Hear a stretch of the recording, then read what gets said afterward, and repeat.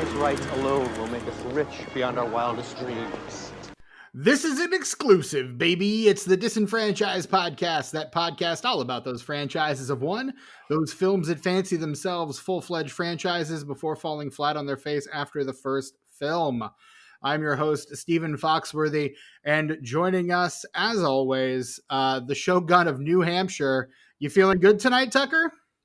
I'm feeling great. I'm feeling really, really good. Oh, that's the wrong Sho'nuff? answer, Tucker. That's Sho'nuff? That's the answer. Sho'nuff? That's what you're supposed to say. Want to try it again? I'm sorry, I wasn't performing. I was like answering your question. I apologize. There will be plenty of setups for Sho'nuff. There will be plenty. Will there? We don't need to Sho'nuff. We don't need to burn them all at the beginning, you know. But don't we? We don't. Damn it. Also joining us, fresh from his latest excursion into the deep, dark wilderness of Harlem, USA, it's our co-host, Brett Wright. Hey, Brett, welcome back, buddy. Hello, Stephen. How we doing? Yes. Sho'nuff? No, wait. There it is. There it Brett is. understood the assignment. Oh, boy. No, I'm all right, I guess. I'm tired of shit. The girlfriend and I have started playing Baldur's Gate 3. Okay. But that usually happens after we eat dinner. So, you know, we're playing like from midnight to 3 a.m. Nice. And then I'm up at 11 if I'm lucky. Right. For work. 10-hour days does not mean you get a whole lot of time to yourself, fellas. No, I don't recommend it. That's why I've never done the 10-hour days. Never been. But I okay love the with 3 days off, though. It's so good.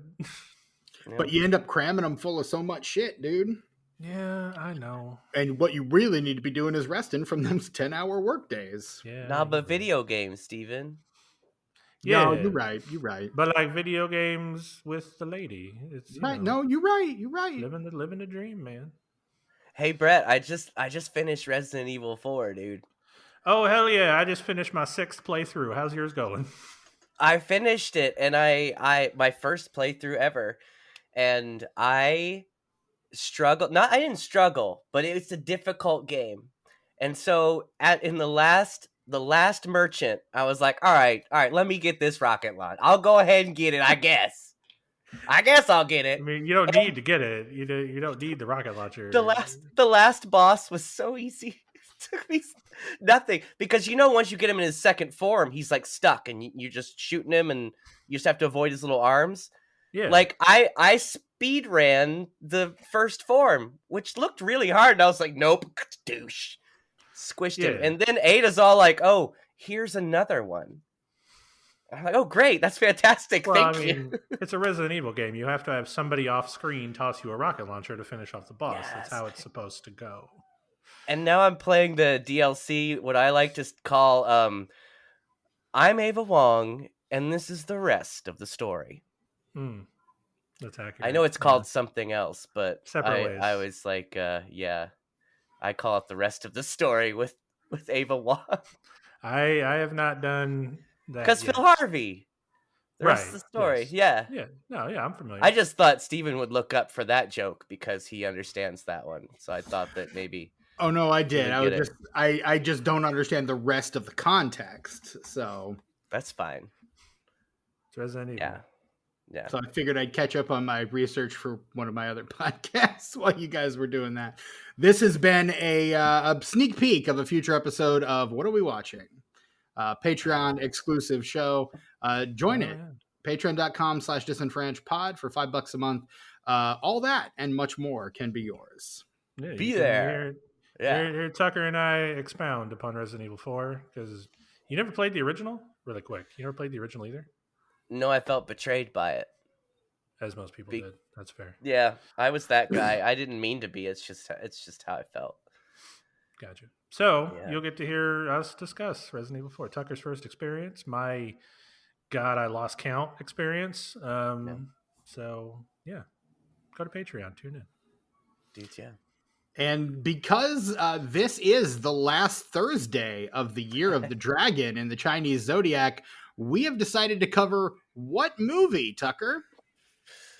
Barry Gordy's The Last Dragon. Barry Gordy's The Last Dragon. What a flex, Barry Gordy.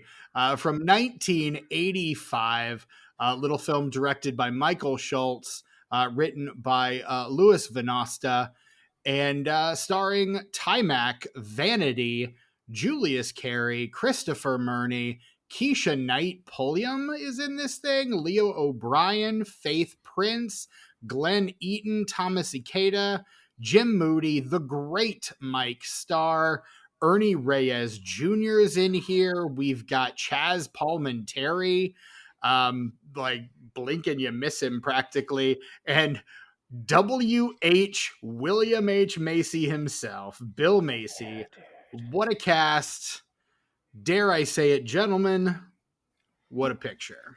You know, this is when I think the reason I enjoyed State and Maine so much the first time I watched it is because William H. Macy's film director character in that film reminds me a lot of his character in this film. Just the body language and like how intense they are.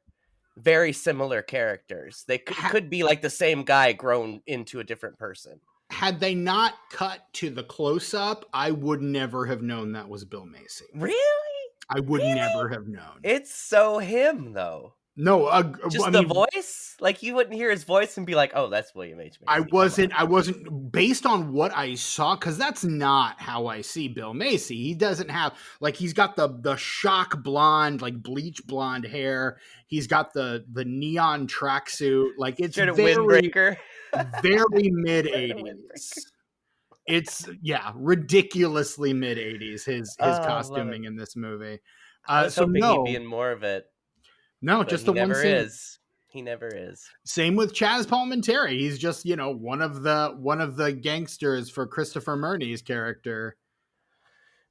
You know who's not just in one scene is Ernie Reyes Jr. And let's talk about Ernie Reyes Jr. for a second. Fucking love her. He fights his own dad in this movie. It was adorable. Of course, we know him from the Teenage Mutant Ninja Turtle films, the first two. He was in the suit as Donatello in the first one. Right. And then he was fucking Keanu. Is that his name? Keanu? I think so. He's also in future episode of this podcast, Surf Ninjas. And dude, he's just a little kid. He's like teeny tiny, itty bitty. He's probably the best martial artist in this movie. Without question. Like, no offense, Bruce Leroy. But Ernie Reyes Jr., boy, I'll tell you what, that boy grew up in it. And that's it. Every time I watch The Last Dragon, it makes me sad that the fight choreography in the Ninja Turtles movies isn't more intense. And he does some pretty cool stuff in the second one, and he does some really cool stuff in the suit in the first one. But like, if he was that good when he was like 4 or 5, however old he was in this movie, could you imagine? Golly. He's born in 1972, so he's like 12 when this movie's being made. Really? He looks a lot younger. He's so tiny. Like, he's so itty bitty. He looks like he's about 8 or 9, but no, he's like 12. And kids looked younger then because of less like growth hormones in the McDonald's, I'm sure. Sure. Yeah. Yeah, because like Bruce Leroy's brother, he's probably like 15, right? Like that's the only reason he'd think he'd have any kind of chance with Homegirl, right? Like it's not creepy that it's kind of creepy. She's his woman, right? It's very creepy. It's a lot of creepy things about this movie. He was born in 1970, so he would have been about 14. Yeah, that kid looks 8. He died in 2012 at age 41. No cause of death was ever reported, according to Wikipedia. Wowzers. He was only in 3 movies, but honestly, what a trio of movies. The Last Dragon, Rappin', and New Jack City. Oh. I see. Yeah. That's pretty impressive. That's quite a resume. Yeah, dude. But yeah, no, it's creepy as fuck that this little kid is like trying to get with Vanity. Just like really in a like the weirdest way too. It's not like a cute little crush. He's like he owns her. Right. She's That his property. exactly. And he talks about her that way, and talks about how he's going to how he is his sexual prowess is beyond that of his older brother. Which I mean may or may not be true, but still fucking gross, dude. Like, this is a Pretty child. gross. Pretty gross. I like his friends though. They're fun. Mm-hmm. Yeah, I like them. One of whom is played by Carl Anthony Payne II, who would go on to be Cockroach on The Cosby Show, Oh. and Cole Brown on Martin. Oh. Very interesting, Steve. Yeah, we're connecting dots all over the place here. So many dots.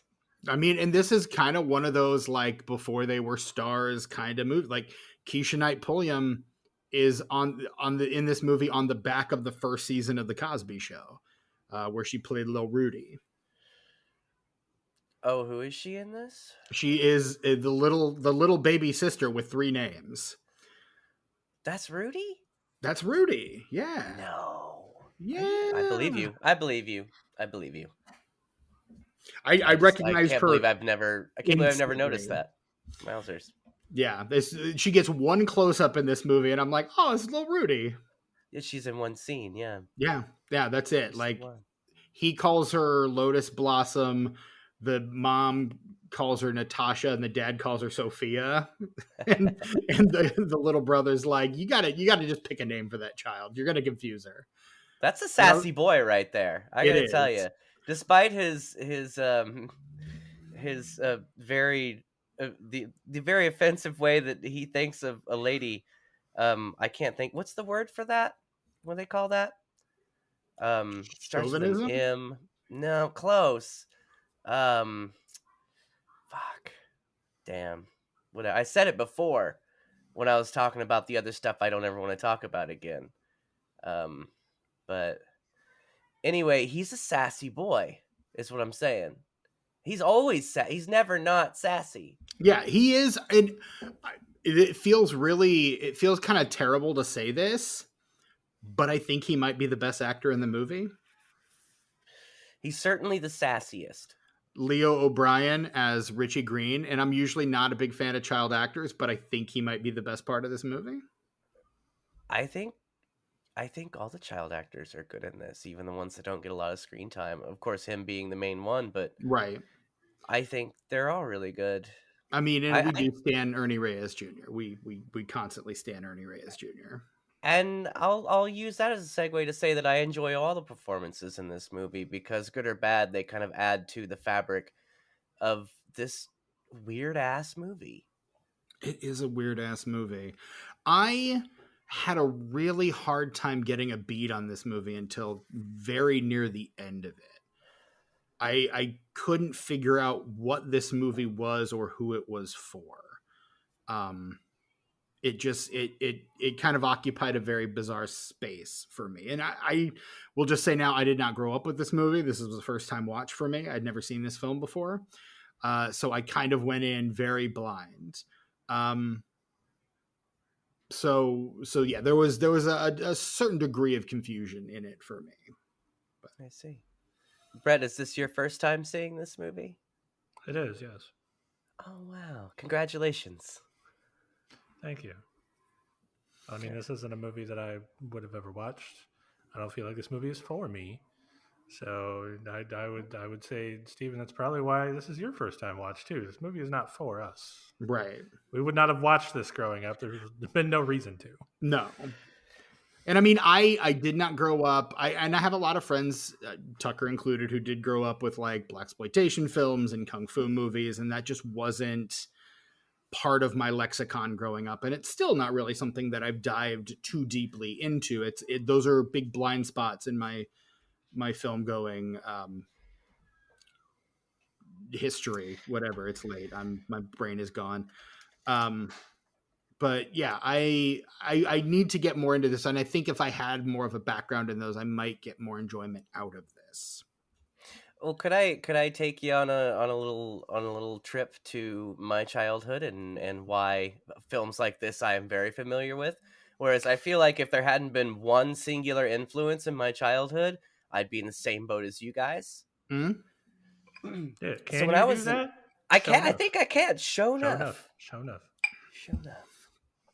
We got there. So when I was a youngster, when I was in middle school, I went to a teeny tiny school, a Christian school, because I was really hyper and I didn't do well in regular middle school, so my parents sent me to this little tiny Jesus school. Parents looked at him and said, "This boy needs Jesus. Yeah, yeah, yeah. And Surely at that Jesus school, will cure this hyperactivity." that's where I met our mutual friend, Mr. J.P. Leck, who I Hey, I know will, that guy. from this point on, refer to as Joe in this story. So Joe and I went to that school, and the second year there was a family of like 3 or 4 kids that came to the school, and there was this kid named John, and John was kind of short, but he was a big dude. Like, he was strong and had muscles and stuff, and he was also kind of a dangerous guy.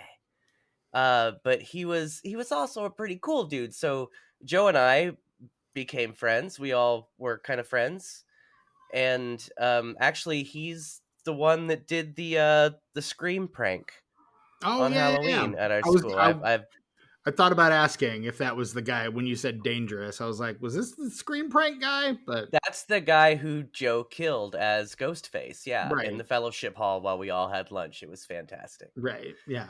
I have photos. You should send those to me so I can post them to our social medias. We might have to do that. But anyway, John, the reason he was so buff is because he was a kung fu dude. Like, this dude was like 14, 15 years old, but like, he was working out and straight up doing kung fu and shit, and like teaching himself kung fu from all these old movies. And this dude would literally run up a wall and flip, like do a backflip off of it and land on his feet. And I was always so worried about this boy because he was such a show off. Like, we would be at the movies, we'd be in front of the movies, and he would do it to show off. And I'm like, yo, man, that's concrete though. Don't like maybe do that in the grass off a tree. But like, that's, if you fall, I'm not gonna tell your parents what happened. That's not on me. I wasn't here. Fuck you. I'm out. So he was way into that shit, and so I watched a bunch of Jackie Chan shit with him, a bunch of Bruce Lee shit, and eventually this movie came around, and I gotta tell you, this is the only one that has survived. I certainly enjoyed all those films when I watched them with my friend who was very into them, as someone who's a big believer in your experience being more positive when you view something with someone who is very into it. Right. So I enjoyed my time watching those other films, but this movie, though, this was all that shit, plus it was like all the shit I was into, because it was like weird and kind of silly. And so it's definitely that. So I've had it on VHS, and then I had a DVD of it for a long time. I don't have either of those anymore. And then a couple years ago, I bought the Blu-ray, and I haven't watched it. And so this was my first spin of my Blu-ray. Nice. And it looks fantastic. It's not 4K, but it looks really good. It's a good transfer. Good. Looks and sounds good. And there's a commentary on it. I had no idea. I can't wait to listen to it from the director. It's a director's commentary. Very excited. We should mention director of this film, Michael Schultz, who the same year this came out, also directed a little movie called Crush Groove. Previously had directed Cooley High, Car Wash, like just kind of a prolific director in 60s and 70s black cinema, which is fucking great. It's pretty cool. Which lends this movie a significant level of authenticity. Tucker, you don't know other movie he directed? What? I feel like this is a movie you know. I only know this movie because my mother had the soundtrack on vinyl and gifted it to me, so I do own it somewhere. Really? He directed a little movie called Sgt. Pepper's Lonely Hearts Club Band. Yeah, that's a weird movie. Yeah, really weird movie. I figured you'd know that one. I do know that one, and I've seen it, and there are things from the soundtrack that I enjoy, specifically the Bee Gees stuff. Yes, I like Alice Cooper's cover of "Because" is really good. That's good too. Yeah, there's a lot of good stuff on the soundtrack. The Bee Gees stuff stands out for me because I'm a pretty big pre-disco Bee Gees fan. I also have the soundtrack for Saturday Night Fever on vinyl. That's cool. Like, that's not my Bee Gees, but like I understand why it's everybody else's, and I'm cool with it. Like, fuck That's yeah, a good disco soundtrack. Bee Gees. That It soundtrack is really good. It's good. Yeah, I mean, I understand. Maybe you don't like disco, but that's I a do good like that soundtrack. movie though. There you go. I like Do that you like movie a the lot. sequel to that movie? Sylvester Stallone's Staying Alive. Correct. Yeah, yes, I do actually, for very different reasons. You mean U.S. ambassador to Hollywood, Sylvester Stallone? Is that? Thank you for Is that who saving we're talking about? Thank you for saving the political talk for the recording, Tucker. I asked you to do that earlier, and you did, and I thank you for that. Fuck you. Moving on. It's just so funny. It's really funny. Is it funny or is it tragic? It's a little bit of both. Comically tragic, like when a clown dies? Yeah, kind of like that. Bus full of clowns. Off a cliff. In flames.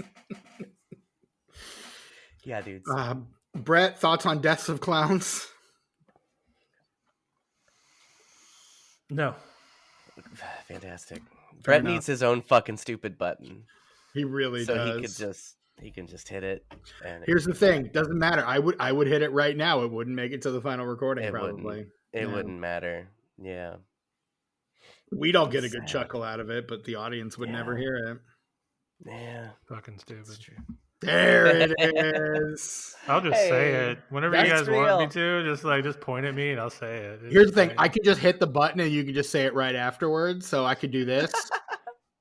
And you could do that. There you go. There you go. Well, I don't know about that. We figured it out. We made it work. I suppose so. Yeah. I'll dance.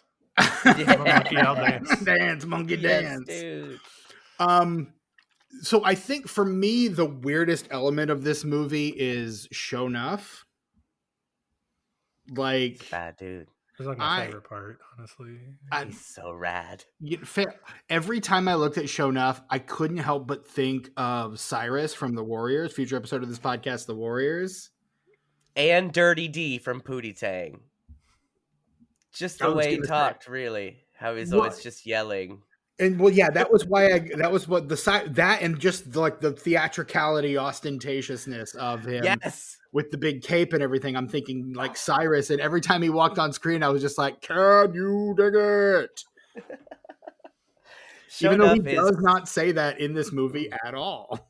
No, Sho'nuff is probably my favorite character in this movie. This movie needs more Sho'nuff.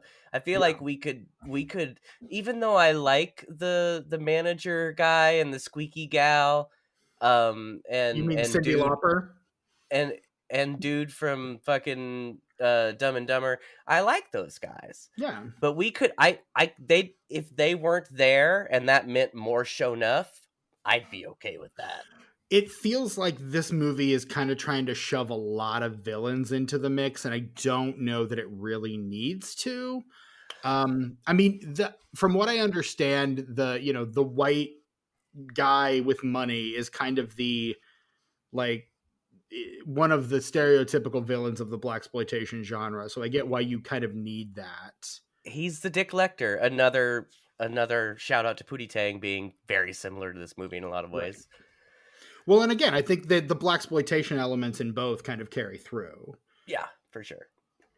Like both are kind of send-ups of the blaxploitation genre. This one just has kind of the added kung fu genre added to it. So that's why you need Sho'nuff, is that you need you've got the guy with the money kind of pulling the strings. You need the heavy who can best the hero in hand-to-hand combat. You kind of need both villains here, but then you've also got the mall character with what's the actress's name? I want to get her name right. Faith Prince as Angela Virico, the Cyndi Lauper-esque singer that he's trying to promote. And then, of course, the great Mike Starr as she joins the good team at the end. She does. Yeah. But then there's a gang of dudes with gimmicks. That's fun as well. Yeah. The gang of each one has a gimmick. A la Warriors, yeah. Or like Mystery Men when they have the tryouts. That's what it reminds me of, all those different idiots. That Daffy Duck cartoon where he's like the investigator and he runs into all the different gangsters with funny names. Yes. Like Neon Noodle and 10-Ton Teeth. It also reminds me a little bit of the end of Blazing Saddles where they're getting the posse together. And they're interviewing all the villains, all the just stereotypical villains from throughout history. It's got those vibes in it for sure. Like get him whatever he wants. Get him a bone. Yeah. Just speaking of bones, one thing that does not pay off in this movie, the only thing that doesn't pay off in this movie, the only thing about this movie that I don't like is that the monster in the tank never pays off. Yes, what do we do with that? What the fuck? He needs Chekhov's piranha. Right. I guess. If you introduce a piranha in the first act, he's got to eat someone's face in the third act. And they even play with it a bit like your boy Bruce Leroy doesn't know that there's a scary dude in there, but he dunks dude in there for a second. Mm-hmm. I guess that's supposed to be the payoff for that. But it shouldn't. But nothing happened. He doesn't get him. No, because what it was sleeping or something. Because at the end, he basically chucks Sho'nuff into. That's what I'm saying. Water. Put it in there. Put it in there. Sho'nuff into the piranha tank. That's what should be happening. But then we wouldn't. The third act would have to take place in the villain's penthouse and not in the studio, which is where it's clearly taking place. So why even include the monster at all? It serves no purpose. Well, but they had him move it. He's like, get this out of here. So they just have it show up in the warehouse where they're fighting later. That's where they moved it to. Yeah, that's where they put it. So that seemed easy. Is it a budget thing? I'm hoping that the director's commentary can shed some light on this, because it's the only thing that I love this movie so much, but that bothers me so much that it never gets paid off, especially when there's you just put it right there. That's where you put it. It's so obvious. Put it right there. I mean, and it gets such a memorable introduction. You get Mike Starr, who, I mean, looks like a side of beef himself, opening up a freezer full of like pig carcasses, grabs an entire pig leg and just shoves it into a tank that immediately starts bubbling and pulls out just like bones. Yeah. Amazing. Like such an amazing introduction for so little payoff. It's like, and you would expect maybe the villain would like just like put someone's arm in there.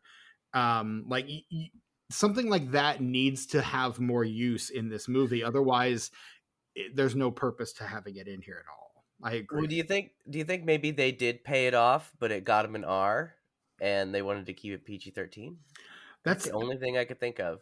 That may be the case. I did read that at one point there were like 40 pages of script that were deleted, that they had to kind of rewrite from memory. So maybe it was a casualty of that. Maybe it was just a food fight situation there, because they also had like a massive budget cut thing, where the entire budget got cut by like $2 million. So they had to kind of rewrite and rearrange some things. So maybe the monster payoff was part of the budget cuts. It's hard to say. Where's the money, Barry Gordy? Come on. I mean, I think a lot of it went right up his nose. Let's be clear. I mean, this is a movie produced by a music producer. So. Oh no! Oh, that's fantastic. I love that. That's good. I mean that, and you know, it's Barry Gordy. Like, so you would expect. I don't know. You'd expect. It's kind of interesting that this is where Motown, I guess, is in the 80s. To where, like, I think the last time Barry Gordy produced something major, I want to say was, did he produce The Wiz? Yes, it was The Wiz. Literally, it was The Wiz.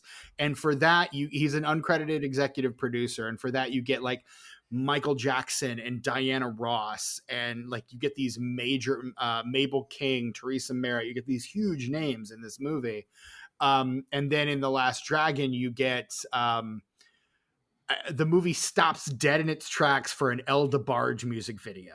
Oh, but that's a really good song, though. I'm not mad Like, if it about it. weren't- I'm not mad if it- about it. But like, if we're comparing El DeBarge to Diana Ross, that's such a good song, though. I'm not disagreeing with you, and I like El DeBarge.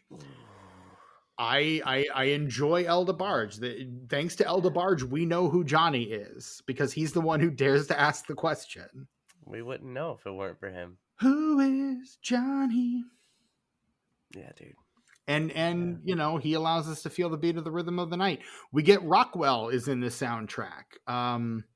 Like dude. there's the soundtrack on this movie is maybe my Wonder. favorite part of this movie. It's so good. Stevie Wonder's in this soundtrack. Yeah. You know, I think the best song in this is the actual theme. Like the love theme from, not the love theme, but the Last Dragon theme, where I think it's third in the credits.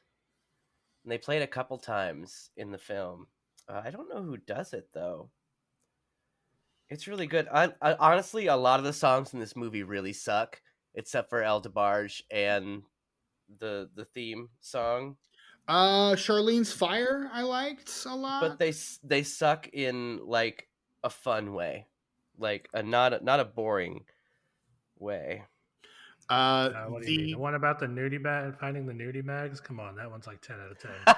That was that's what I'm saying. They all suck, but Dwight David did the Dwight Last David. Dragon. Yes, yeah. I just looked that up. And of course, Vanity sings her own song, Seventh Heaven. We talked about Vanity, of course, in our Action Jackson episode. Right. Yeah, but she gives such a weird performance. Not her performance as the character in this movie, but when she sings that song in the club at the beginning, she's so weird. Yeah, she's like, and in a way that I like she could like be another member of Devo. Like she could sing with them. Like she's doing some weird shit, and it works. And like her facial expressions, and she's being all frantic and weird, and it's wow. I've always really dug that because like it's so weird because she's just like this pretty lady and she's on a show, you know, and she has a producer and a hairstylist and she's just a normal gal with a show, famous gal, and then she comes out and does that, and you're like, wow, this lady is weird. It's love to pick her brain. It's legitimately bizarre.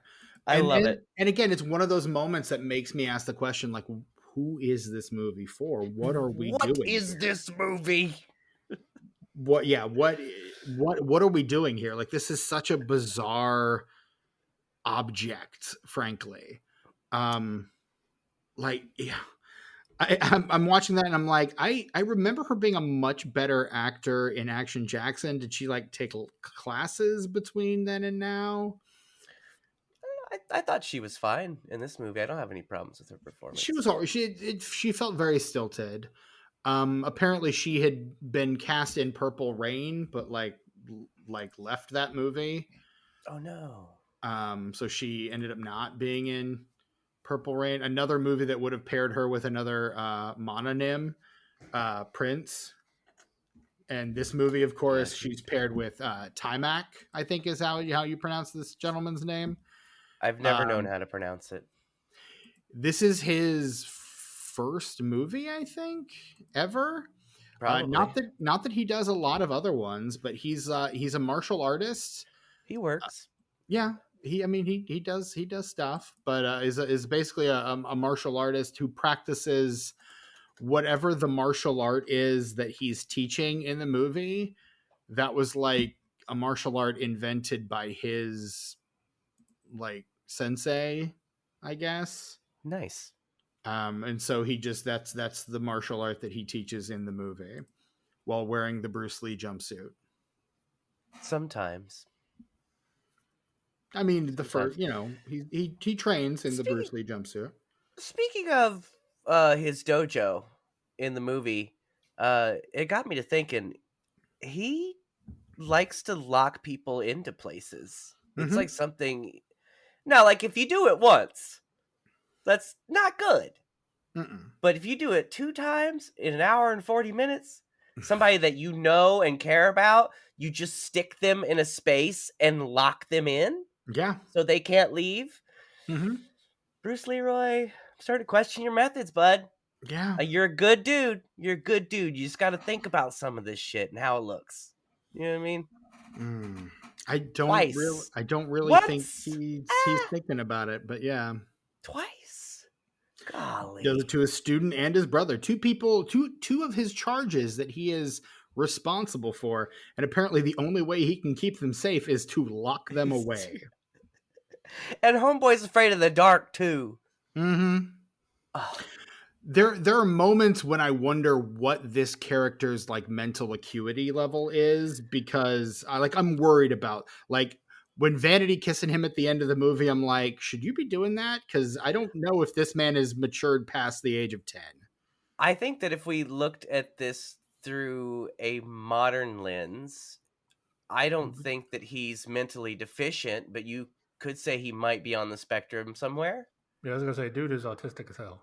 Yeah, at least, yeah. As someone who is on the spectrum, I can say that. I'm on the spectrum. I'm on the spectrum. I can say that. So, yes, dude is autistic as hell. Yeah, man. I would say at least representation as well. We get so much representation in this movie. That one guy who's getting beat up, his girlfriend's a dude. Yeah, that's progressive for 1985. And that I don't feel like that's like shown in a negative way or in a poke fun way. It just feels there. It feels like it's meant to be a joke, but at no point is it treated as one, which is it doesn't come off as one. It felt odd, like because you're like, it's the 80s. When's the other shoe gonna drop? And it never really does. Yeah. But yeah, there's a trans woman at the beginning of this movie. And she loves her man, who's getting the shit kicked out of him by Sho'nuff. Completely fucked up. Just at least he didn't break his foot in like 12 places like he did that other dude. Yeah. No, he just proceeded to smash his face against the stage multiple times. Yeah, dude. And I mean, I like that the violence is pretty jokey, pretty goofy for the most part in this movie. The fight choreography is really well done. Ernie Reyes Sr. is one of the fight choreographers, and does a couple of elaborate fight scenes with his son, which I find adorable. Not to mention Lee Van Cleef, also right, fight choreographer in this movie. And that's nothing to sneeze at. That's who you want for this movie. Specifically. Is it Lee or is it Ron? Same thing. Is it? Maybe. I don't know. Is that two different people I'm thinking of? Maybe. There's no way. Lee Van Cleef is like a cowboy actor. I may have gotten his name wrong. Just because he's a cowboy actor doesn't mean he can't be also proficient in martial arts, Steven. Come on. That's true. Stunt guy, stunt guys. Straight up stunt guys. That's racist. Exactly. What? That's what I'm saying. What? I don't even know. I think you're right, though, Steven, on that name. It is Ron Van Cleef. But, okay. Yeah, Ron I also am apparently... Who is the lead character's martial arts instructor. Who's the cousin of the cowboy guy. I think the names are spelled very differently. Well, also, Ron Van Cleef so get confused. Ron Van Cleef is black, and Lee Van Cleef is not. So? I'm just saying. Welcome to America, Steven. We diverse as fuck. We something. For now, anyway. Yeah. Sorry. Politics. Sorry. My bad. Sorry. Can you tell we're recording this episode on Inauguration Day? No, what? Oh, 7 more minutes till it's not that day anymore. For you, I've got an hour. For you. Yeah, Vanity should be in Devo. I'd listen to a Devo Vanity song. Crossover song. Except Vanity is now like an evangelical Christian evangelist and has denounced everything she did prior to her being saved. Well, that's too bad. It is. Because I really like what she was doing in that. I don't know what she was doing, but I liked it in that song. she's got an interesting filmography, and she's starred opposite some very interesting actors. Like we talked about her in Action Jackson. She's in 52 Pickup with Roy Scheider and Anne Margaret. Wow. She does an episode of Miami Vice as well. She's in Deadly Illusion with motherfucking Billy D. Williams. Yeah, dude. We love that. And then she does a lot of television. She does the Mr. T show, TNT. The Friday the 13th, the series. She does an episode of Tales from the Crypt, Silk Stockings, Highlander. Yeah, dude. And then her very last film role ever is in 1997, a little movie called Kiss of Death, which stars her and everyone's favorite Daniel McVicker. Oh, who's that? I don't know. Some guy. Okay. Okay. I thought we didn't like him. The way you said it was like we didn't like him. No, I didn't know why we didn't like him. I don't know who this guy is. Stick up some dirt on him. He's an actor with a base in Italy and Los Angeles. So jackass. Looking at his filmography, he's done a lot of Italian films and a lot of movies, American films that no one's ever heard of. So woof. What a jerk. What? We don't like that guy. Grr. Yes, we're just picking a random fight with Daniel McVicker. We at the Disenfranchised Podcast stand against Daniel McVicker. So Daniel McVicker, we know you're listening. If you want to come on the show and defend yourself, just email Steven. He's in the disenfranchpod@gmail.com. He is in the Dom DeLuise Ezio Greggio film Silence of the Hams. Oh boy, with Billy Zane and Stuart Pankin and John Astin, the great John Astin. Phyllis Diller's in there, Rip Taylor, Larry Storch. What a cast on this thing. Yeah. Can we cover this on Patreon? Shelley Winters is in this movie? I don't ever want to see it again. It's embarrassing. It's just embarrassing. The whole movie is embarrassing. The whole time you're watching it, you're just embarrassed for everything that's happening and everyone that's involved. And not in a fun, like Nathan for you kind of way. I mean, it looks like a bad version of like a Lloyd Bridges or Mel Brooks parody. Like it looks like the bad version of one of those. Like Zaz dialed up to 11. Yeah, and it's not funny at all. No. But yeah. So there you go. And then Timac has done so few things I've actually heard of. I don't think I've ever seen another thing that he's been in. He was in an episode of Malcolm and Eddie, A Different World. But yeah, most of the stuff he's done, I mean, he's a martial artist first. So like most of the stuff he's done, he's playing like kickboxing instructor or the bartender or striking eagle. Oh. That sounds vaguely racist. I mean, his name sounds like it should be followed by like Lord of the Dinosaurs or, something Conan related. Like, Timac Dinosaur Hunter, like Turok Dinosaur Hunter. Turok, yeah, that's a reference everybody gets. Yeah, we did it. Honestly, Steven, I'm impressed that you made that reference. That's good job. He started as a comic book character, right? Well, I mean, that probably helps, but I didn't know that. That's why I know that. I know you guys probably know him from the video game, which I am aware of. Well, then I'm going to rescind my well done. Yeah, you suck, Steven. Yeah. So what else is new? You and what's the Italian guy's name we don't like? Daniel McVicker? Fuck both y'all. Don't like either of you guys. Sho'nuff. Sho'nuff.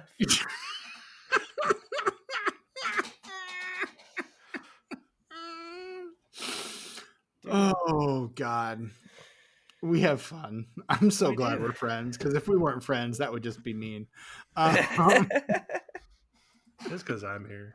It's all good, dude. We love you. We love when you're here, man. It's always a good time. That's what I mean. I improve things when I'm here. That's it. That's true. Up to 11. That's right. Yeah. Just it's that bit of spice that makes the podcast extra nice. No. Sure. All Hey, right. you You guys. stop kissing my ass now. Let's move on. Hey, you guys. Do we even do the plot in 60 anymore? We haven't yet this year, and why should we start? How's now? it feel? How's it feel?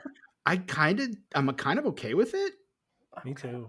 Like, it gives the show structure, but like we never do it at a specific time. So No, we're not. That's just it. Like as a show, we're not the kind of guys who are, what's the word? Organized. yeah, but I kind of like how we used to like you'd introduce us and you name off the cast, and then we'd talk about our history with the film, and then we do the plot, and then we kind of get in the meat and potatoes, and then we do the segment that everybody has to shut up about Another whether thing we haven't done yet this year. Sometimes we do that. Sometimes, yeah, maybe if I like, remember to do it. I was gonna say I like it's having mostly stuff you. like that. What if I could be the wrangler of those things? I could keep track of those things, and maybe we could do them more often in an organized way. Would you guys be into that? I don't want to host, Steven, because I tried that once. It sounds like way that's not what you're into asking to do. No, dude. That caustic nod from Brett is everything. At times like this, it sucks that this is not a visual medium because the look on Brett's face was fucking priceless. No, I don't want the responsibility of saying the words. But what if, like... I mean, it's not hard to say, honestly. Well, I did steer us there tonight. I was like, is this the first time you've seen this movie, Steven? And that was me putting us... Well, that's the problem. That's why we were so inconsistent with it all the time, is because like we don't do it at a specific time. And like I think we enjoy the flow of the conversation more than bringing it to a halt to stick to a format. That's true. I'm with Brett on this one, yeah. So like, and that's where the problem lies.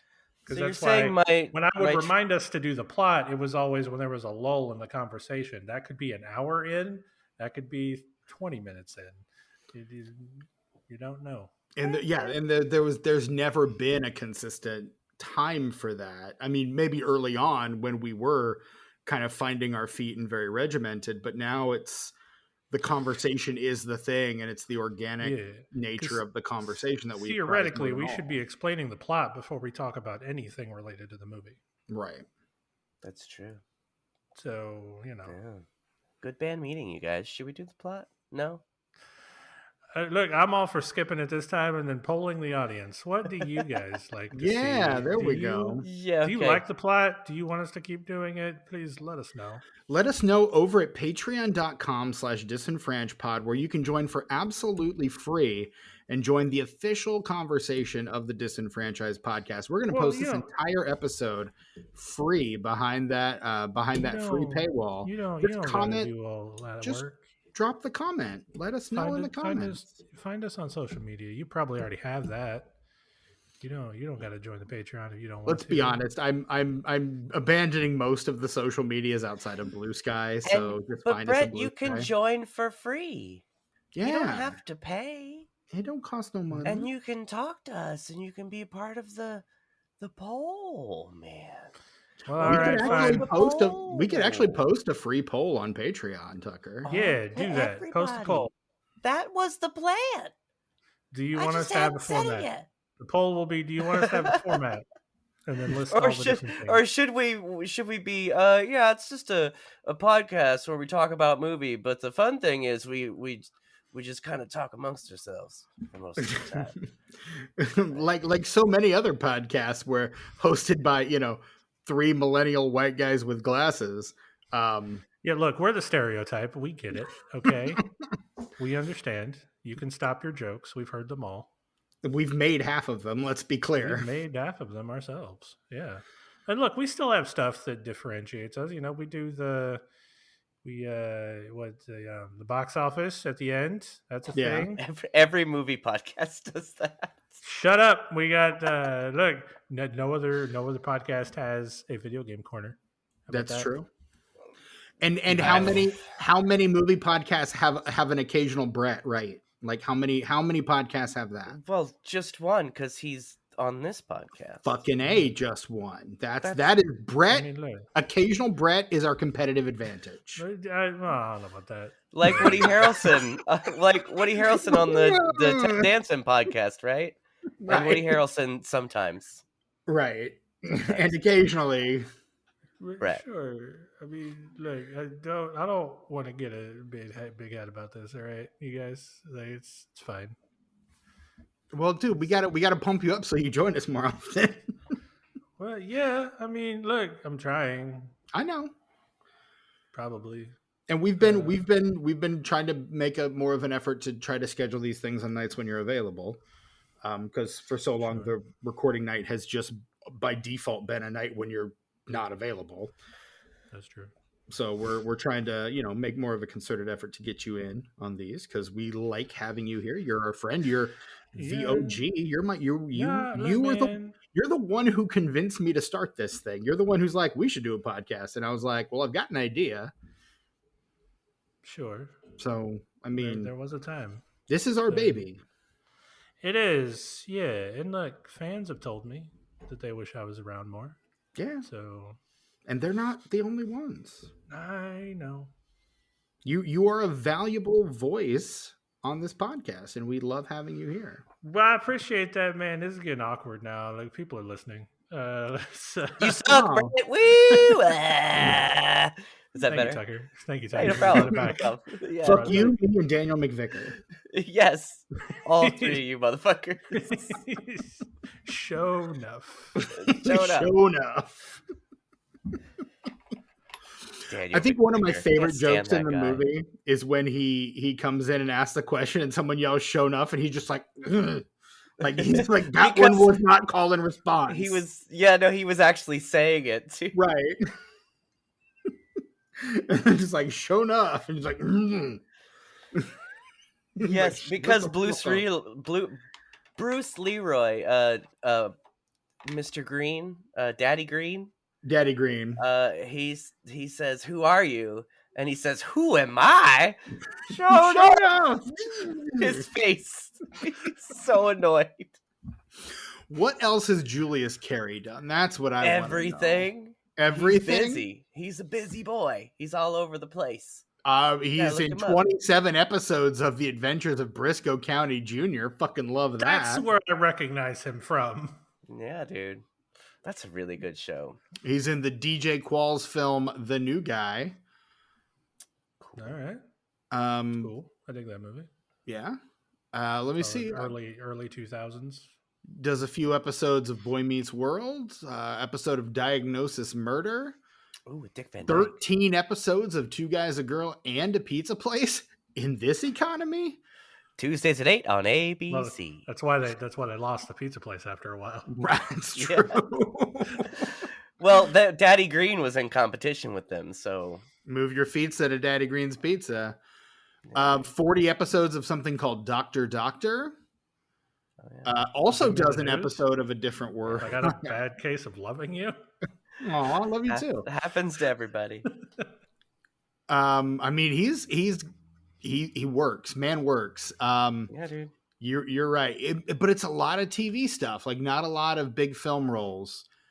His first movie is Disco Godfather, where he plays Bucky. Yeah. He was in the Private Benjamin TV show. I don't think has any relation to the movie Private Benjamin with Goldie Hawn. He's in the original one episode of the original ER, not the one with George Clooney, but the one with Jason Alexander and Elliot Gould. Must see TV. Actually, George Clooney was in that one too. That's really funny. I just opened it up and George Clooney's in 8 episodes of that ER also. George Clooney used to be really funny. Yeah, used to do comedy, George Clooney. See our future episode of Straight Up, Return of the Killer Tomatoes. Yeah, it's coming. We'll get there. We will. I tried to get us there sooner than Tucker wanted, and he pushed back, and he was right to do it. Something came up, you know. He was right to do it. But yeah, this he's in Dinosaurs too. Who does he play in Dinosaurs? He's in one episode of Dinosaurs as Mudbelly. the Jim Henson show with the Yes. dinosaurs? Not the mama, yeah. And the baby one, and Yeah. And then they all die at the end. Yeah. Yeah, it was one of the most incredibly depressing final episodes of a TV series ever. Yeah. Well, Apparently, he plays a blues musician called Mudbelly. Oh, nice. Robbie is introduced to the wailing, funky blues sounds of swamp music and tries to bridge the species gap by getting a dinosaur record company to put out a mammal swamp music album. Yeah, racism. That sounds racist as fuck. Yeah, I think that's the point. I was going to say, yeah, that was a show that really tried to deal with, like, quote unquote issues, but, like, you know, with dinosaur puppets. Well, and yeah, it was easier to do that way because you weren't saying, you know, jazz musicians. You weren't saying black people. Like, right. You were saying mammals and dinosaurs. Ha ha ha. It's a metaphor. And like the last episode's about, you know, like global warming and, you know, like preserving natural resources because they end up like destroying the world due to like deforestation or some shit. Like, yeah. They usher in the ice age as a result of that. So like wild take to not do the meteor strike. That was, you know, that was ahead of its time. Mm-hmm. Yeah. I remember the episode where they decide to worship a potato. And so like the government, it's like about the church and state, like the government like demands worship of the potato. It's like, hail the potato. And they would all do like this weird little hand raise motion, like hail the potato, hail. I remember that as a kid and then realized later, wow, there's some Nazi imagery there. You know, and then, you know, God. Yeah, see, Damn I wasn't going to say Damn anything. it. I wasn't going to say anything either. Damn it, Steven. God damn it. I'm Look, bleeping it. I'm bleeping it. Fuck that. We said That's we what were you going to get. save the political talk for the record, and that's what I did. That's what you get. It's getting beeped. It's now. getting beeped. Straight beeped. You know what I think I'm of that? censoring you, Steven. I'm censoring you. Fucking stupid. Thank you, Brett. That's what Steven thinks about it. I do. Well, then look, fuck it, while we're here. Oh, fuck. All right. While we're censoring stuff, why not? While we're here. Brett, that was the most masterful drop I've ever heard. You're welcome. I watched again the other night. It was fantastic. Fucking A. Fucking A. Sho'nuff. Sho'nuff. Oh God, what else do we have to say about Last Dragon? Tucker, this is your jam. What else you got to say? The glow really was the like friends it. we made along the way. Yeah. Exactly, Brett. Exactly. Yeah, dude. So when you guys were watching this, right? Mm-hmm. And like he's been talking about finding that glow, and then he's fighting Sho'nuff, and you think he's got him, and all of a sudden Sho'nuff is glowing. What'd you think about that? That was pretty cool. That was pretty cool. That was pretty cool. Foreshadowed by him saying if that falls into like the evil hands, it could be real bad. And you're like, oh, right. He was right. Yeah. Oh shit. Yeah, dude. Yeah. I don't know. I just like this movie a lot. And then when they both start glowing, like all the collision points are blue, and so you've got like all three primary colors working. Yeah. It looks really cool. Really cool. I like the fake out in the last fight between them where Bruce Leroy disappears and Sho'nuff's looking for him and he surprise kicks him and you think he's done and you're like, oh, well that was kind of, oh shit, he's gone. Oh, now he's beating the fuck out of him. What? Yeah, how's he gonna get out of this? Yeah, that was like, cool. Every time the main character's been disappearing the whole fucking movie. It was like, well, where'd he go? Oh, he's right over where was? And so it's nice to see the villain get a chance to do that too. He Batmans him, Mm-hmm. and I wanted to when Sho'nuff does it, I wanted Bruce Leroy to be like, so that's what that feels like.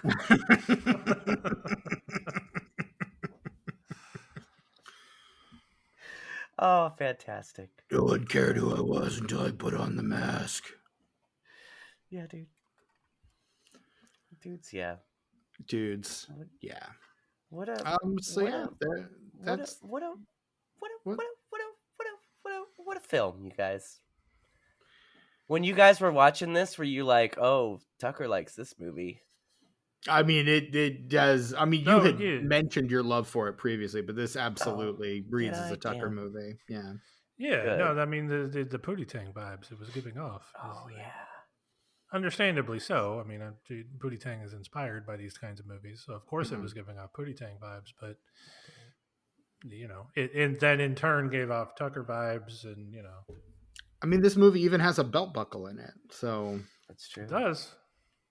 Also, I gotta say, some of it kind of gives me Big Trouble in Little China vibes. I was gonna say this movie, Big Trouble in Little China, and The Golden Child all come out within 2 years of each other. I really like The Golden Child too. Surprisingly, I was gonna I don't say really feel not like that's a Tucker movie. But terribly I surprising. really do like it. Like, and they all three kind of have like those similar vibes to them. Well, so no. Yeah, with the glowing and the whatnot. right, with the glowing and the Asian influence and the I do love that kind of special effect animation in those kind of movies, like the sparks and the glow and everything, and the same with Big Trouble in Little China. All of that stuff was kind of animated in a very similar way.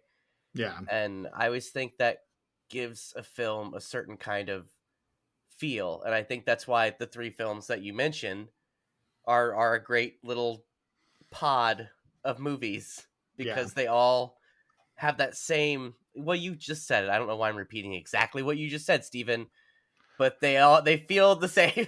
if it helps, Tucker, you can say it as many times as you want. I don't know why. I feel like I had something better to say, but then I got lost in the details. Boy, It happens. It happens to the best of us. Steven, you were trying to wrap this up, I think. I think we were heading in that direction. If no one else has anything more to say, if no I one certainly else don't wants think to... there was a Last Dragon video game, as much as that probably would have worked really well. Would have been rad. No, cool. I don't believe there was. Especially since this movie gives off video, like it could have been based on a video game. Like, there's so many elements that could have been adapted from a video game. Like the previously mentioned gang of dudes with a gimmick. You've got the main boss, you know, and you've got a dude that's learning martial arts and how to become a master of them, and his character would like get enough glow power and he could like, you know, become Super Saiyan for like a certain amount of time. Somebody make this game. It feels like a really good video game. Last Dragon game, go. What do we think of the Sum Dum Goy twist? The what?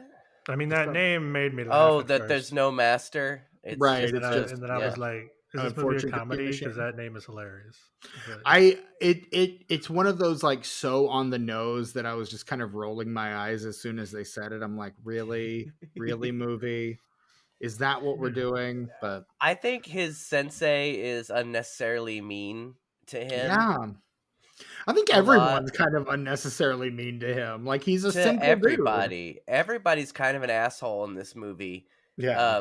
Except for our hero, who is like the most pure person ever. Something I really like about this movie, sitting in the movie theater eating popcorn with chopsticks, like a worst crowd ever. I would walk out and get my money back immediately. Oh, absolutely. Like, good God. All that shit. Like maybe the weed smoke and the cigarette smoke, I would have been okay if I'd been close enough to the screen to where it didn't, you know, it wasn't in my face. But boy, that was a rowdy crowd. And those motherfuckers turn that stereo on in the middle of a movie because what? Because they want to dance? No, dude, no. The only film crowd I've seen in a movie that was worse. Well, there's two, and they're both in horror movies: Gremlins and Scream 2. Those are the only movie crowds that I've seen that are worse than this one. The one in Scream 2 is ridiculously just over the top bad. Correct. And the one in Gremlins, they're Gremlins. They're going to be terrible.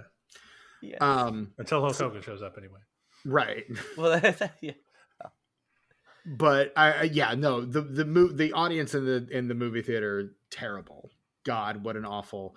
I'm like, I was just thinking, like, I would hate to be like, I would have cheered when the dude just like body slams the boombox into smithereens. Yes. I would have It's led sad that guy got beat up. applause. Yeah. Yeah. Yeah. Wrong place, wrong time. Sho'nuff. Sho'nuff.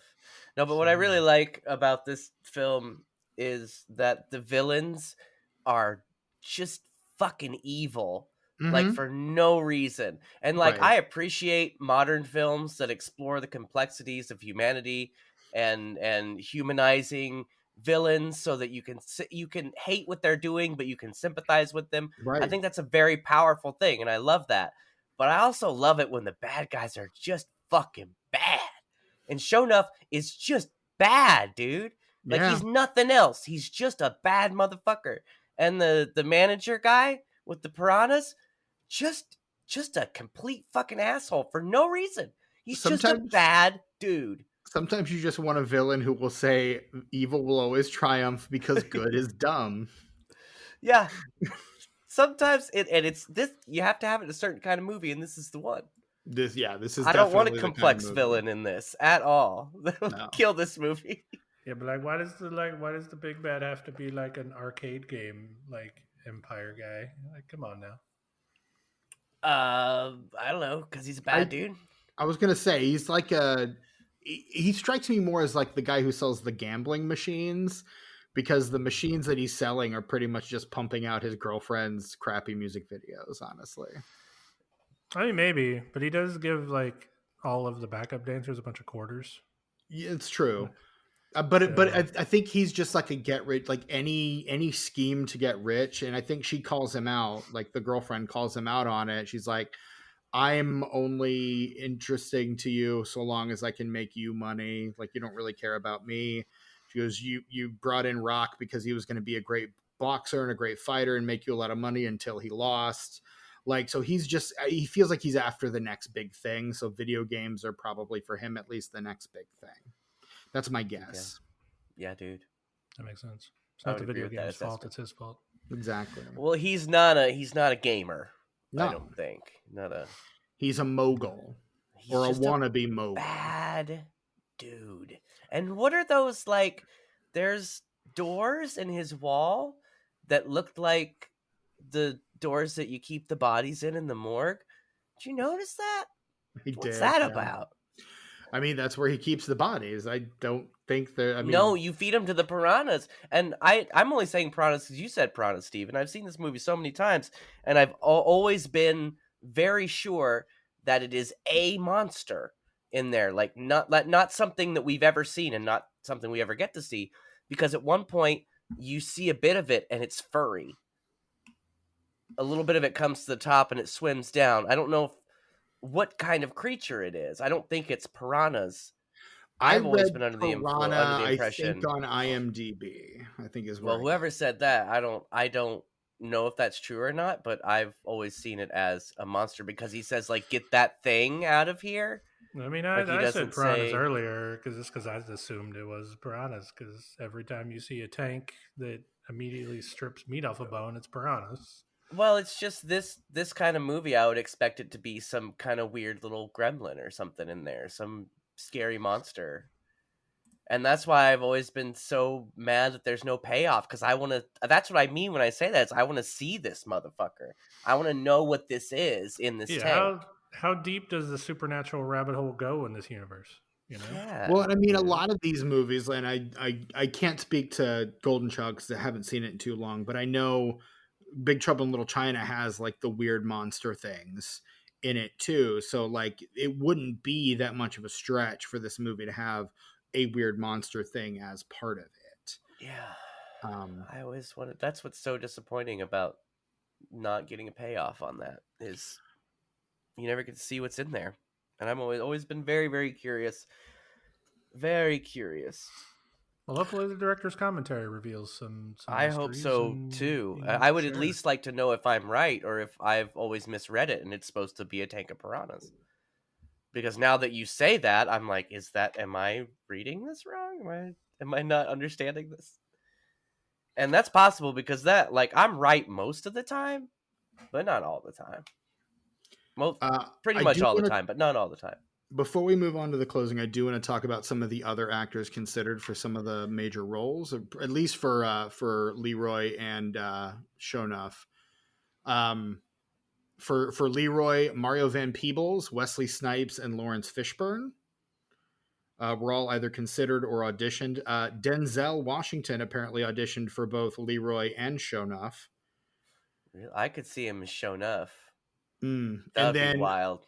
For Sho'nuff specifically, Jim Brown, Ron O'Neal, Carl Weathers, Billy D. Williams, and Fred Williamson were all considered. Oh, Fred for Sho'nuff. Williamson. I'd watch that for sure. Jim Brown too would have fucking killed. Yeah, for sure. But yeah, and apparently Vanity was the first and only choice for Laura Charles. So nice. So there you go. Property of Bruce Leroy's little brother.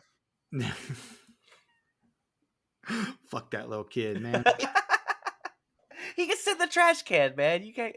It's not his fault. It was the 80s. He didn't know any better. He grew up on the streets. Him, Steven. me, Brett, Daniel McVickers. Like, just fuck all of us. No, don't put him in there with you guys. No, he's in here. He's one of us now. Not with Danny McVicker. Old Dan McVicker. Danny McVie. Yeah. Yeah, you Old know Dan. me. On a $10 million budget, this movie makes $33 million. So a bit of, a box office success, not a critical darling by any stretch of the imagination, but certainly made its money back domestically.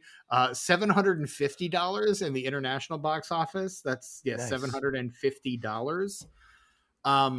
Nice. The movie comes out on March 22nd, 1985.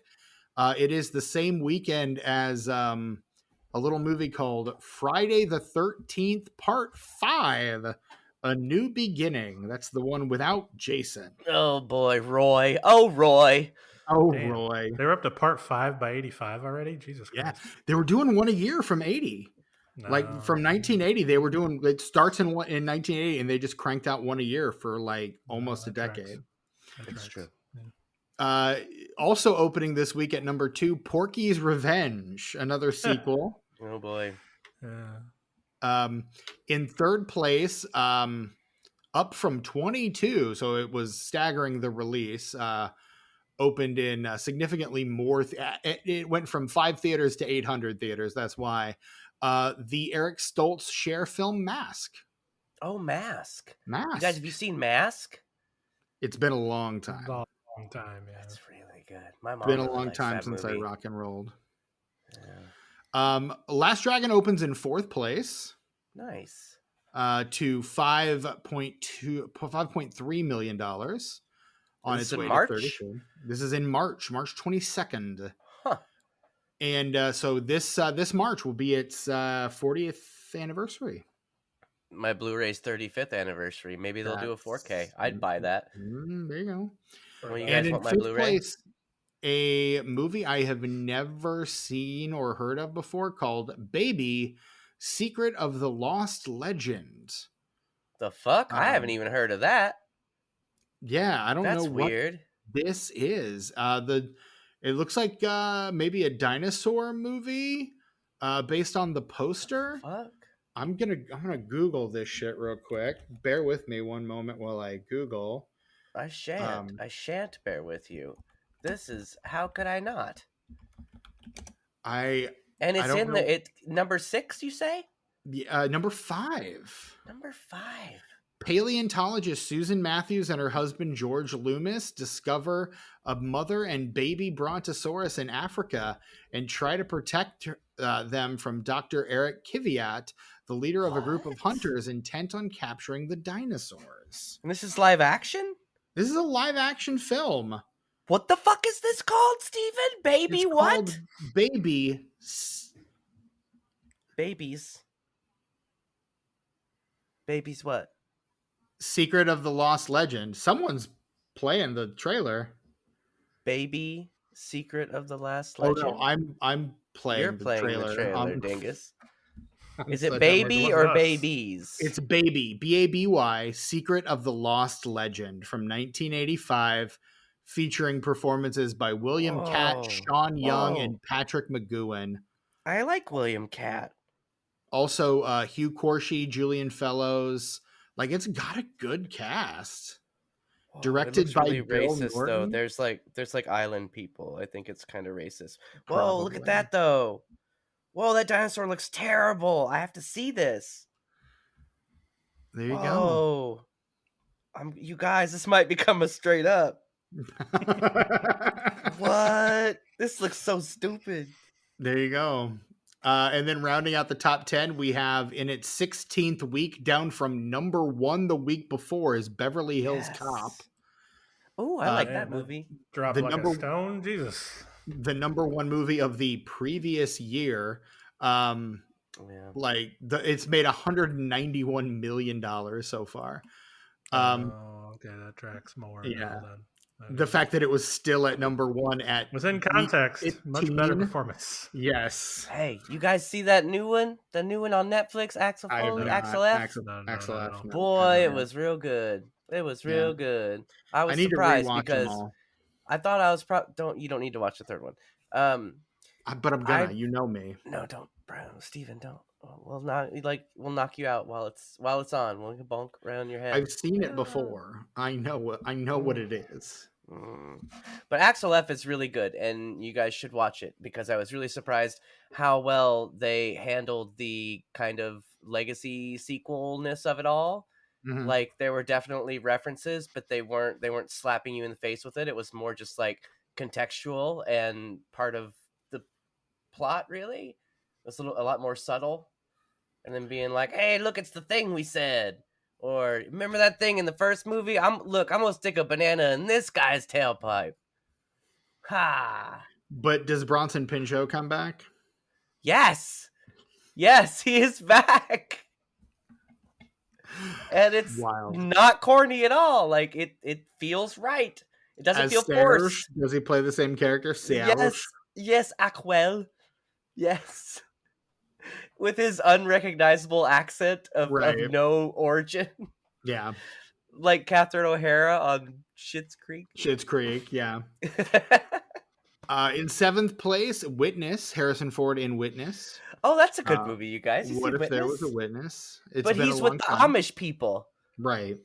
And yeah. But one of them really witnessed. Cool they did. They sure did. In 8th place, past episode of this podcast, The Breakfast Club. Oh, I'm glad I missed that one. In 9th place, The Sure Thing. What if there was a sure thing? Looks like that movie has John Cusack, Lisa Jane Persky, Nicolette Sheridan, Richard Hamilton, Tim Robbins, Anthony Edwards, Larry Hankin, and Daphne Zuniga. So just everybody from the 80s then. Pretty much. It's every 80s person. Every 80s person. The movie is what that's called. Blackout during the Breakfast Club episode? I don't remember that one at all. There are episodes I've certainly blacked out during. I've asked Tucker, like, did we cover The Bourne Legacy? And he's like, yeah, dude. And I'm like, because Oscar Isaac. Yeah, Oscar Isaac, and he's and they're friends, and it's really cool for about 20 minutes, and then the rest of it kind of sucks. Yeah.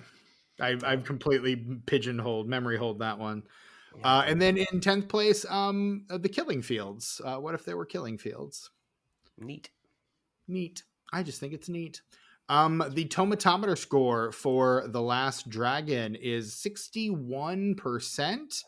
Critics' consensus: The Last Dragon is a flamboyant genre mashup brimming with style, romance, and an infectious fondness for kung fu, but audiences may find the tonal whiplash more goofy than endearing.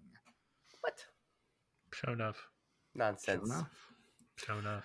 The Metascore is a 58 based on mixed or average reviews from 8 critics. Tucker, would you care to give the Letterboxd score a spin? It is between a 3.2 and a 3.7. It's a 3.4. There you go. So well done. Nailed it. And Brett, out of 5 stars, how are you ranking 1985's The Last Dragon? I'll give it a 3.5. I'll hit the average. Why not? Okay. Right on. Tucker, yourself? This is a 4.25 for me because we never get to see the monster. Sure. And you know what? Fair enough. I was gonna say Sho'nuff, but that doesn't really. Whereas I'm gonna go with a straight 3. It's a straight 3 for me. That's fair. Yeah. I thought it had enough enjoyable elements, but again, the tonal and inconsistencies really got to me, particularly early on. The more I stuck with it, the more I was able to kind of vibe with what it was doing, but it still never really grabbed me. I think it's something, Steven, that you will like more if you come across someone who you think needs to see it and you watch it with them. This is a good movie to show people. This is one of my most favorite movies to show to people. To like be like, oh, what are we doing tonight? Motherfucker, we watching The Last Dragon. Sit your ass down, let's go. Have you introduced this one to your husband yet? Not yet. We'll get there. There. It's not time. It's not time yet. Gotta ease him into it. Gotta ease him into it, yeah. And here I always do it. There it is. There's my Blu-ray. That's the picture on the IMDb page as well. The Blu-ray that no one can see. Oh, this is 30th anniversary edition. I guess this came out in 2015 or something. Yeah. That's the way math works, yeah. I know about math. We all know. And I am not befuddled by the normal passage of time either. I can believe I'm 42. I can. I feel it. I feel 40 in my 40s every day when I wake up. Where did the time go? Well, you doofus, it passed. Right, as time is wont to do. Yeah, right to my Welcome knees. to Earth. Welcome to Earth. And that is our episode on 1985's The Last Dragon. Yes. You can, we've plugged our Patreon a few times over the course of the episode. Just get over there and join it. While you're on the internet, leave us a 5-star rating and review either on Spotify or Apple Podcasts or just wherever you get your podcasts. Let people know how much you like us and why. And if you do, we'll probably read your comments on the episode. Let us know how we're doing or what movies you'd like to see us cover that we haven't yet by shooting us an email, disenfranchpod@gmail.com. As long as it fits our format, we'll cover it. Let me see what else. You can find us on some forms of social media. I guess technically still Instagram, but mostly Blue Sky and YouTube at disenfranchpod. Find us there as well. Trying to think of what other major stuff for the podcast. I think that's it. That's it. I'm your host, Stephen Foxworthy. You can find me on briefly for a little bit longer on Instagram, but mostly Blue Sky, Letterboxd. Oh yeah, you can find the podcast on Letterboxd too. Find me on Letterboxd and Blue Sky at Chewy Walrus. Brett, where can we find you on the socials these days if you're showing up there at all? Letterboxd. Probably gonna get rid of everything. Yeah, smart. I mean, I'm on TikTok, but like I don't post anything there. Right. Just for doom scrolling, really. Pretty much, yeah. At least until it becomes unusable because of gestures wildly. wildly. So just Letterboxd sus_Warlock. Right on. Tucker, about yourself? I'm on Instagram and YouTube at Ice909. That's ICENINE. The number 0 and the number 9. And also Tuck Mugs, which is on Instagram. Tuck_mugs. We haven't had anything this year. We had 3 posts in December. 3. Sho'nuff. And that's just as much my fault as it is all of the people who aren't sending in guest mugs. Right? Come on, people. You have mugs. And they're probably really rad. And you probably have a super cool story to tell about them. So it doesn't take very much time. It takes a second to open your camera app. And then it takes a second to line up the shot. You take the photo, you write your little blurb. The whole thing takes less than 5 minutes, requires very little thought or time. So just send me a guest mug. You can send it, you can email it to disenfranchpod@gmail.com, or you can direct message it to the Tuck Mugs account. Please send me some guest mugs. I know you have mugs. I know you're using them. You're not fooling anyone, is what I'm saying. Send me your mugs. Thank you. That is all. You. And that is all for us this week. Yeah, this has been the Disenfranchised Podcast. On behalf of my co-hosts, Tucker and Brett Wright, I'm your host, Stephen Foxworthy. Until next time, Sho'nuff. Sho'nuff. Sho'nuff. Sho'nuff.